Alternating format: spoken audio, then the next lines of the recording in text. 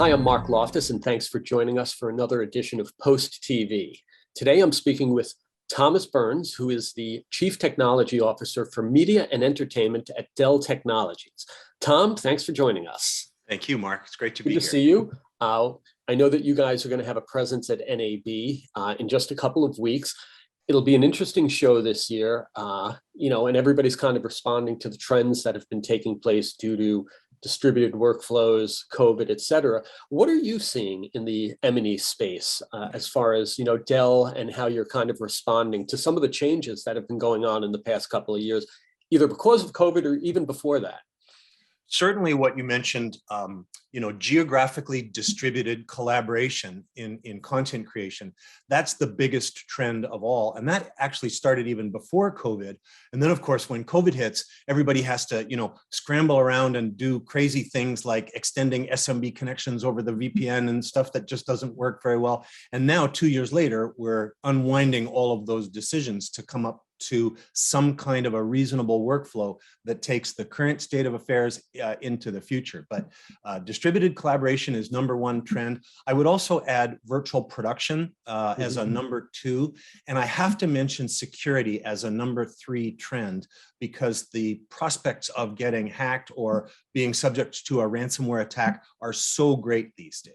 So those are my three trends, but there's all kinds of things happening at the high level and at the right down in the weeds with individual, NVMe over fabric kind of protocols. All right, so let's start with maybe distributed workflows. We've been seeing that trend increase, and I'm here in the New York market where real estate is, expensive to outfit a facility.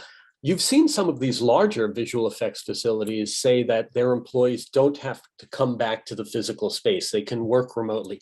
Is that the future of the facility these days, where it maybe isn't going to be so much the on-premises footprint that we've been used to, and again, the distributed talent pool, and are your products being geared towards that trend? Absolutely. The distributed trend started, as far as I know, almost 10 years ago in San Francisco, or Northern California, I should say. Because the traffic is so bad, a given VFX supervisor would leave work at 3 to beat the traffic, pick up their kids from school, have dinner, and then go right back to work in a secure way from their basement office. So VFX users have been doing this for a long time. Then COVID hit and everybody had to do it. Now, you know that there's 15 different protocols and different techniques and different ways to doing it. And I love seeing that sector of the marketplace in such flux, because it means that nobody's figured out the perfect way to do it yet. And there's lots of opportunity, no matter what protocol or what tool, or even if it's a Mac versus PC type of question.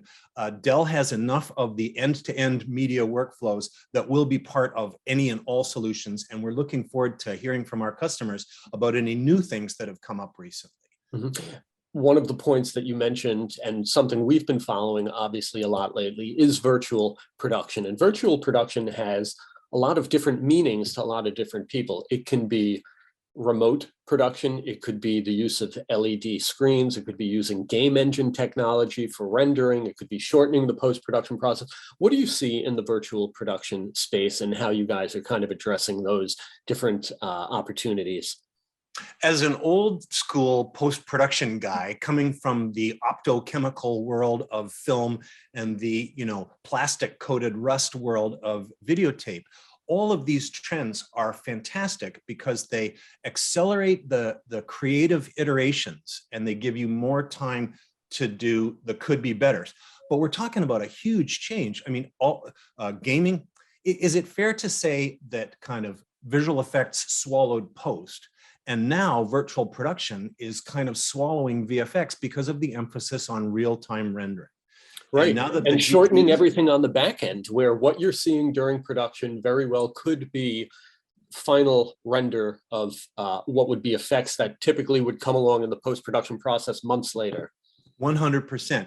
And that kind of bleeds into the first point of distributed collaborative production, because if you're seeing finals on your own screen at home, you don't need to go into the fancy 4K DI suite just for a VFX review. You can final your own works, or at least your supervisor can final their own works from their home office instead of having to be in a calibrated environment. Now, for filing, of course, we're going to be in a calibrated environment. So that part of the bricks and mortar part of these workflows won't go away.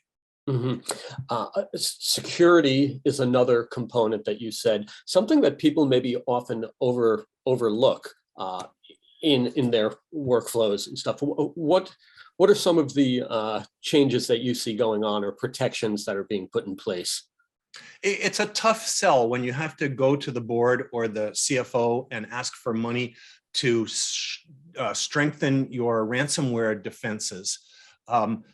Nobody wants to spend that money, but if you've ever been subject to a ransomware hack, then there's a lot more at stake than just spending the money to do a disaster recovery scenario. In a ransomware scenario, you can do kind of a good, better, best approach where you start with something as simple as snapshots moved to another volume. And it's kind of clunky, but it works. And then you have kind of the middleware where you implement a product such as Superna's Ransomware Defender. And Superna is going to be coming out with their Air Gap 2.0 solution, which we're going to be showing at NAB, which really is the belt and suspenders approach to ransomware or any other kind of malicious actor in your network for those kind of security defenses. What exactly is it? Is it some kind of firewall protection? Is it a software protection? Like, where does it fit into, say, your typical workstation user or your studio that maybe has networked workstations?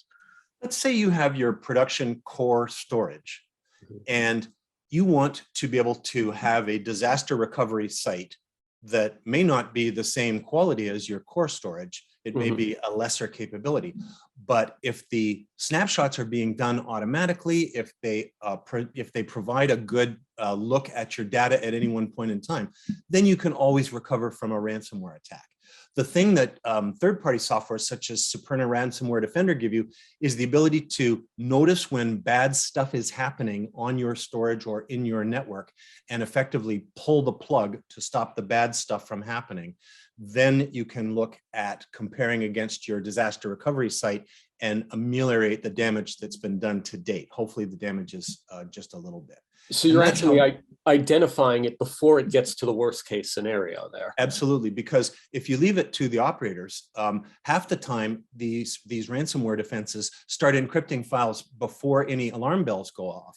That's the kind of thing that Ransomware Defender can spot and shut down without human interaction.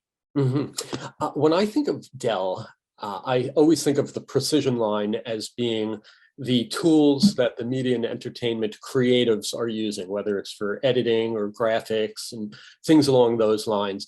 What's the latest happening with precision? Are there any other products that maybe I'm not aware of that are well suited for M&E?